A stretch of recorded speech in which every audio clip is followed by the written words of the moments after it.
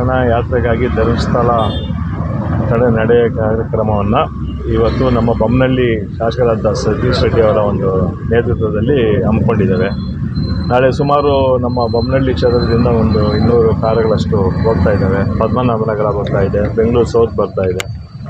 ನಾಳಿನ ಒಂದು ಜಾಥಾದಲ್ಲಿ ಬೆಳಗ್ಗೆ ನಾವು 6 ಗಂಟೆಗೆ ಇಲ್ಲಿಂದ ಬಿಡ್ತಾ ಇದ್ದೀವಿ. ಯಾಕಂದರೆ ಇವಾಗ ಎಲ್ಲ ಏನಾಗ್ತಾ ಇದೆ ಅಂದರೆ ಇವೆಲ್ಲ ಆಗ್ತಾ ಇರೋದೇ ರಾಜಕೀಯ ದೃಷ್ಟಿಯಲ್ಲಿ ಜಾತಿ ಭೇದಗಳು. ಎಲ್ಲ ಜನ ಒಟ್ಟಿಗಿರೋಕ್ಕೆ ಬಿಡ್ತಾ ಇಲ್ಲ ರಾಜಕೀಯದವರು. ಹಾಗಾಗಿ ಏನಾಗ್ತಾ ಇದೆ ಅಂದರೆ ಇವತ್ತು ಒಂದು ಪವಿತ್ರವಾದ ನಮ್ಮ ದಕ್ಷಿಣ ಕಾಶಿ ಅಂತಲೇ ಹೇಳ್ಬೋದು. ನಮ್ಮ ಪವಿತ್ರವಾದ ನಮ್ಮ ದೇಶದಲ್ಲಿರೋ ಅಂಥವ್ರಿಗೆ ಯಾರೋ ಹಿಂದೂ ಮುಸ್ಲಿಮು ಕ್ರಿಶ್ಚಿಯನ್ ಬರೋದೇ ಇಲ್ಲ. ಇದರಲ್ಲಿ ಜಾತಿನೇ ಇಲ್ಲ.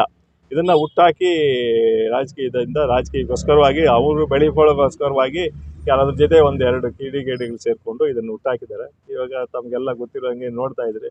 ಇವಾಗ ಅಲ್ಲಿನೂ ನಿಮ್ಮ ಯೂಟ್ಯೂಬರ್ಸ್ ಮೇಲೆ ಸ್ವಲ್ಪ ಎಲ್ಲ ಪ್ರಾಬ್ಲಮ್ ಆಗಿದೆ. ಒಬ್ಬರು ಇಬ್ಬರು ಇದ್ದೇ ಇರ್ತಾರೆ ಆ ಥರ ಯೂಟ್ಯೂಬರ್ಸಲ್ಲಿ ಮಾಡೋ ಅಂಥವ್ರು. ಮತ್ತು ತಮಗೆಲ್ಲ ಗೊತ್ತಿರೋ ನಿನ್ನೆ ನೀವು ಕಲಾಪದಲ್ಲಿನೂ ಇದ್ರ ಬಗ್ಗೆ ಭಾಳ ಜೋರಾಗಿ ಚರ್ಚೆ ಆಗಿದೆ. ಅವರೆಲ್ಲ ಮಾಡಿದಾಗ ಅವನು ಯಾರೋ ಒಬ್ಬ ಮುಸುಕುದಾರಿ ತೋರಿಸಿದಾಗ ಅಲ್ಲಿ ಒಂದು ಕಡೆನೂ ಏನೂ ಸಿಕ್ಕಿಲ್ಲ. ಅಟ್ಲೀಸ್ಟ್ ಏನಾದರೂ ಸಿಗ್ಬೋದಾಗಿತ್ತು. ಅದ್ರ ಬದಲು ಅಲ್ಲಿ ಲೋಕಲ್ ಅವರು ಹೇಳ್ತಾರೆ ಅಲ್ಲಿ ಮೊದಲು ಜನರಲ್ಲಾಗೆ ಉಣೋರಂತೆ ಯಾರನ್ನ ಸತ್ತರೆ ಅಲ್ಲಿ. ಬಟ್ ಅದೂ ಸಿಗ್ತಾ ಇಲ್ಲ, ಇವಾಗ ಏನೂ ಇಲ್ಲ. ಹಾಗಾಗಿ ಆ ಸ್ಕ್ಯಾನರ್ ತಂದು ಮಾಡಿದ್ರು, ಅದರಲ್ಲೂ ಏನೂ ಸಿಕ್ಕಿಲ್ಲ. ಇದೆಲ್ಲ ಅವನೇ ಇವಾಗ ಒಪ್ಕೊಂಡಿದ್ದಾನಲ್ಲ, ನನಗೆಲ್ಲ ಭಾಳ ಒತ್ತಡ ಮಾಡಿದ್ರು ಅಂತೇಳಿ. ಇದನ್ನೇನೂ ಇಲ್ಲ, ಕರೆಕ್ಟಾಗಿ ಸ್ಟ್ರಿಕ್ಟಾಗಿ ಒಂದು ದಿವಸ ಇದ್ದವ್ರನ್ನೆಲ್ಲ ಯಾರೇ ದೊಡ್ಡ ವ್ಯಕ್ತಿ ಆಗಿರಲಿ, ಯಾರು ಇದರಲ್ಲಿ ಶಾಮೀಲಾಗಿ ಇದರ ಅನೇಕ ಧರ್ಮಕ್ಕಾಗಲಿ ಧರ್ಮದಿಂದ ಜನಗಳು ಕಿತ್ತಾಡೋ ಥರ ಯಾರು ಮಾಡ್ತಾ ಇದ್ದಾರೋ ಅಂಥವ್ರಿಗೆ ಏನು ಕಾನೂನು ಪ್ರಕಾರವಾಗಿ ಶಿಕ್ಷೆ ಇದೆಯೋ, ಯಾರು ರಾಜಕೀಯ ವ್ಯಕ್ತಿಗಳಿರ್ಬೋದು, ಯಾರು ದೊಡ್ಡ ವ್ಯಕ್ತಿಗಳಾದ್ರೆ ಖಂಡಿತ ಅವ್ರಿಗೆ ಶಿಕ್ಷೆ ಕೊಡಲೇಬೇಕು. ಯಾಕಂದರೆ ಮುಂದಿನ ದಿನಗಳಲ್ಲಿ ಇದು ನಡ್ಸೋಕ್ಕೆ ಹೋಗಲ್ಲ. ಮುಂದಿನ ಯಾವುದೇ ಈ ಥರ ಆಗದಿರೋ ಹಂಗೆ ತಡೆಯುವಂಥ ಒಂದು ಕೆಲಸ ಮಾಡಬೇಕಾಗುತ್ತೆ. SIT ತನಿಖೆ ಅವರು ನಾವು ಯಾವುದೂ ಬಾಯಿ ಬಿಡಲ್ಲ, ಸೂಕ್ಷ್ಮವಾಗಿ ಕೊನೆಯಲ್ಲಿ ಹೇಳ್ತೀವಿ ಅಂತ ಅವ್ರು ಹೇಳ್ತಾ ಇದ್ದಾರೆ. ಇವಾಗ ಕೆಲವು ಮೀಡಿಯಾಗಳಲ್ಲಿ ಎಲ್ಲ ಕಡೆನೂ ನಾವು ಮೀಡಿಯಾಗಳು ಅಷ್ಟು ಈಸಿಯಾಗಿ ಅನೌನ್ಸ್ ಮಾಡಲ್ಲ. ಅವರೇನೋ ಸತ್ಯಾಂಶ ಗೊತ್ತಿದ್ರೆ ಮಾತ್ರನೇ.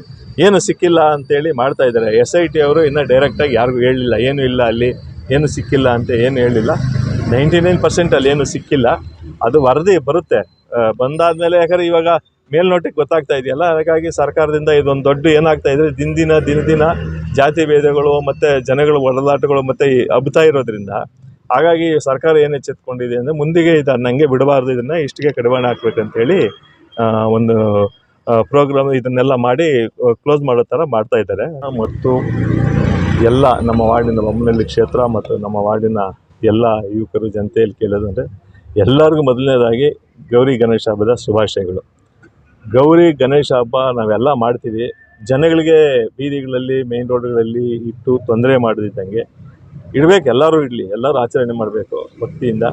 ಆಮೇಲೆ ಮಣ್ಣಿನ ಗಣೇಶ ಮಾತ್ರನೇ ಯೂಸ್ ಮಾಡಬೇಕು. ಚಿಕ್ಕದಾಗಿರಲಿ, ದೊಡ್ಡದು ತಂದುಬಿಟ್ಟು ಅದನ್ನು ಅದಕ್ಕೆ ಅವಮಾನ ಮಾಡೋವಂಥದ್ದಾಗಲಿ, ಅದಕ್ಕೆ ಇನ್ನೇನೋ ಮಾಡೋವಂಥದ್ದು ತಗೊಂಡು ಹೋಗುವಾಗ ಅದು ಇದು ಮುರಿದಾಕೋ ಅದೆಲ್ಲ ಮಾಡೋದಕ್ಕಿಂತ ಚಿಕ್ಕದಾಗೆ ನೀಟಾಗಿ ಶ್ರದ್ಧಾ ಭಕ್ತಿಯಿಂದ ಎಲ್ಲರೂ ಆಚರಣೆ ಮಾಡಲಿ ಅಂತ ಈ ಸಂದರ್ಭದಲ್ಲಿ ಹೇಳ್ತಾ ಇದ್ದೀನಿ. ಮತ್ತು ನಮ್ಮ ಅರಕೆರೆ ವಾರ್ಡಲ್ಲಿ 193 ಸುಮಾರು 3 ಕಡೆ ಟ್ಯಾಕ್ಟ್ರಿಗಳಲ್ಲಿದ್ದಾವೆ. ಇಲ್ಲಿ ನಮ್ಮ ಅರಕೆರೆ ಗೌರ್ಮೆಂಟ್ ಸ್ಕೂಲ್ ಹತ್ರ ಒಂದು ಕಲ್ಯಾಣಿ ಇದೆ, ಅಲ್ಲಿ ಬಿಡೋದಕ್ಕೆಲ್ಲ ವ್ಯವಸ್ಥೆ ಆಗ್ತಾ ಇದೆ. ಮತ್ತು ಮೈಕೋ ಲೇಔಟಲ್ಲಿ ಅಲ್ಲಿನ ಜನಗಳಿಗೆ ಚಿಕ್ಕ ಮನೆಯಲ್ಲಿಟ್ಟು ಅವತ್ತೇ ಬಿಡೋ ಅಂಥವ್ರಿಗೆ 3 ಟ್ಯಾಕ್ಟ್ರಿಗಳು ಅರೇಂಜ್ ಮಾಡಿದ್ದೀವಿ. ಈ ಥರ ಇದೆ, ಎಲ್ಲರೂ ಅದನ್ನು ಉಪಯೋಗಿಸ್ಕೊಬೇಕು.